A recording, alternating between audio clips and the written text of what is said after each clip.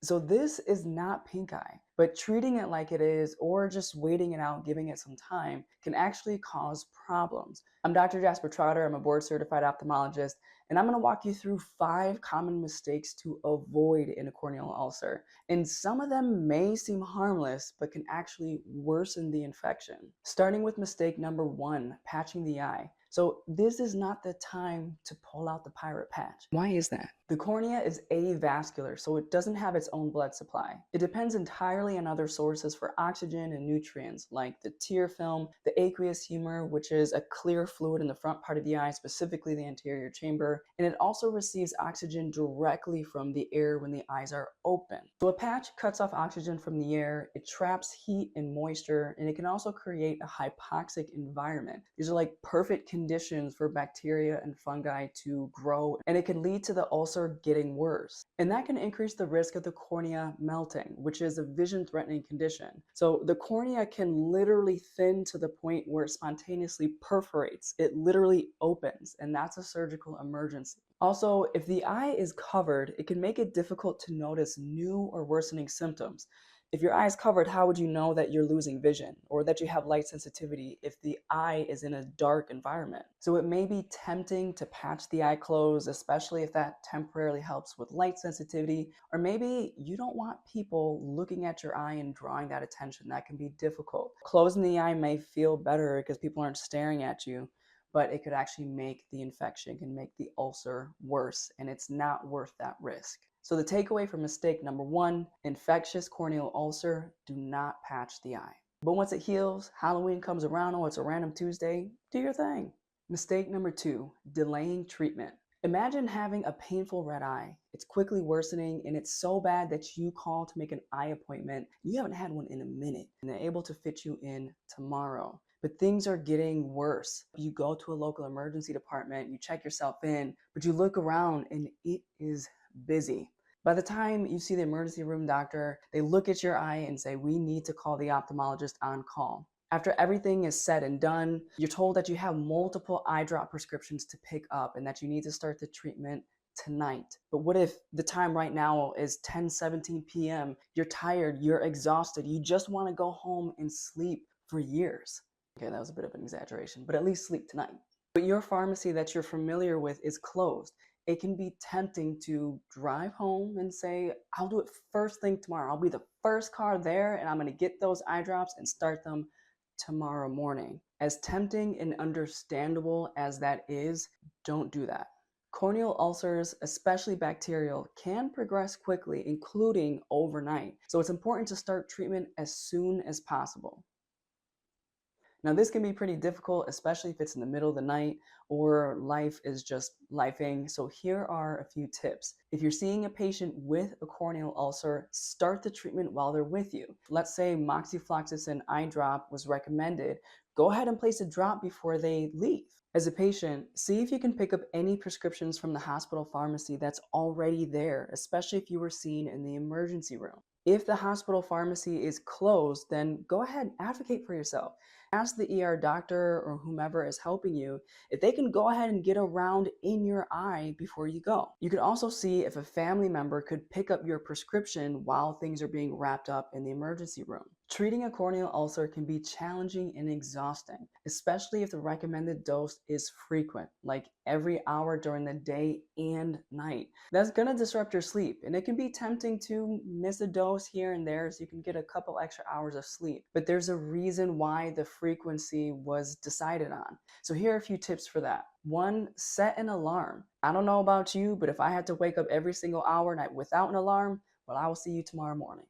So setting an alarm can be helpful. Also, have a schedule, especially when you're tired. It can be really easy to forget, wait, which drop am I supposed to put in? Which drop did I just put in? What you could do is write down the time next to the medication name. So when you wake up the next time that a dose is due, you know what you did last and what is up next. Ask a family member or friend to help you. Maybe they're willing to get up with you and tell them, hey, if I'm laying there, wake me up.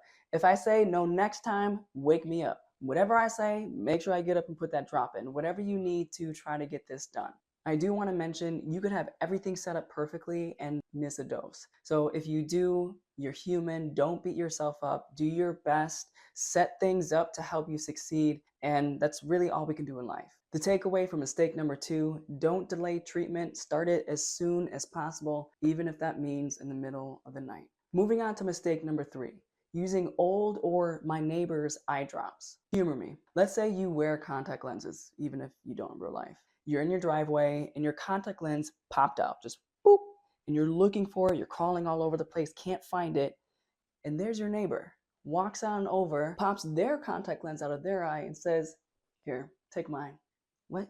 So if you wouldn't put someone else's contact lens in your eye, I hope, why use someone else's eye drops that they had laying around in the back of the cabinet to put it into your eye that has a problem? Now, I know it's a bit of an exaggerated example, but I think you can see where I'm going with this. A corneal ulcer is a serious vision-threatening condition. Now, with adequate treatment and close monitoring, they can and do heal, but they can also get worse, and there can be complications and things that you don't want to deal with.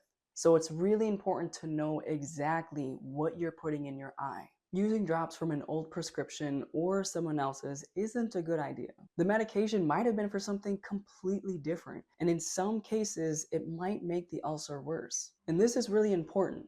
Don't use a steroid eye drop or ointment unless it was prescribed by and you're under the direct supervision of an ophthalmologist. Steroids can have a role in treatment, but if they're used too early or incorrectly, it's like putting gas on a fire. And here's another reason not to use an old prescription. Some eye medications are a combination. They have both an antibiotic and a steroid, but they look like it's just an antibiotic. And you may use it thinking that you're helping yourself, not realizing that it also has a steroid that could be making things worse. Avoid redness reliever eye drops. They may temporarily make the eye look less red, but it can also mask worsening inflammation, and that's an important clinical sign that's used to help gauge whether the condition is getting better or if it's worsening. And using a gets the red out eye drop can make it look like the eye is falsely getting better when it's actually getting worse, or at least not improving as expected. So the takeaway from mistake number 3, don't use expired meds. Don't borrow someone else's eye drops or ointment. And don't reach for that medication that's in the back of the cabinet. There's that eye drop I had from 3 years ago.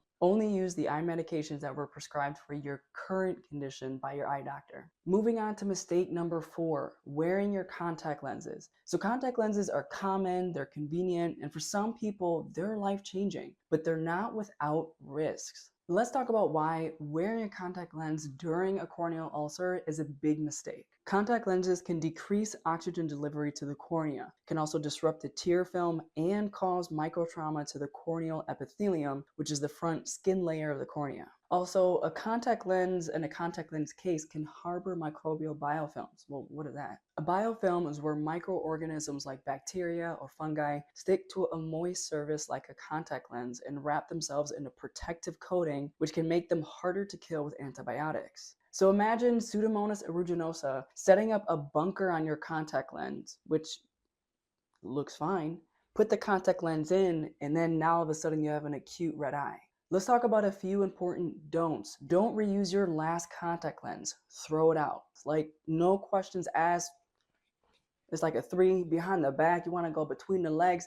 Whatever you got to do, in the trash bin. You got 2 points. Want to step back from the 3. You got 3 points. Let's go. Let's get it. There's your theme song. Okay, but throw it out.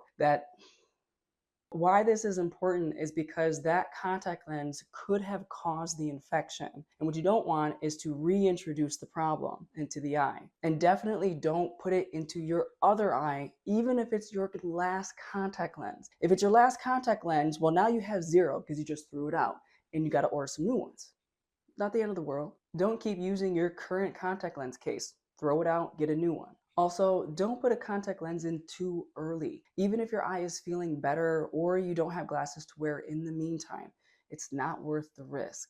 All right, the takeaway from mistake number 4, contact lenses are very helpful, but they're not harmless. They're a common cause of corneal ulcers. If an ulcer is suspected, immediately remove the contact lens and throw it out. And do not wear contact lenses until you're cleared by an eye doctor. And mistake number 5, assuming it's only in one eye. Oftentimes an ulcer presents and affects one eye. That's pretty common, at least in my experience. But there are cases where a patient may have an ulcer or multiple in both eyes. This is especially important in a contact lens wear. And a case that really showed me this was one that I saw on call. Of course, it was in the middle of the night, and I was told that there was concern for a corneal ulcer, but I thought it was one eye. So I walk into the emergency department, find a slit lamp, get what I need, da da da da. Takes a minute. But then when I saw the patient, I was shocked. It was both eyes. Both eyes were just angry, inflamed, red, weeping. And I could tell that there was a corneal ulcer on one side, but the other side, once I got to the microscope, the slit lamp, I thought, there's corneal ulcers on both eyes. The patient was a contact lens wearer and was sleeping in them. One eye started and then the other.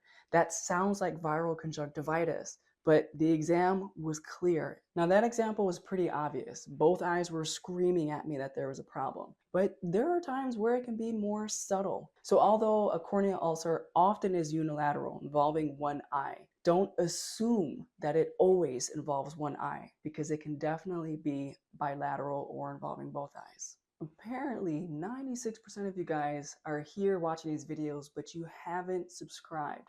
So chances are you haven't subscribed. If you enjoy the content, want to keep seeing more, click the subscribe button and check out this video next.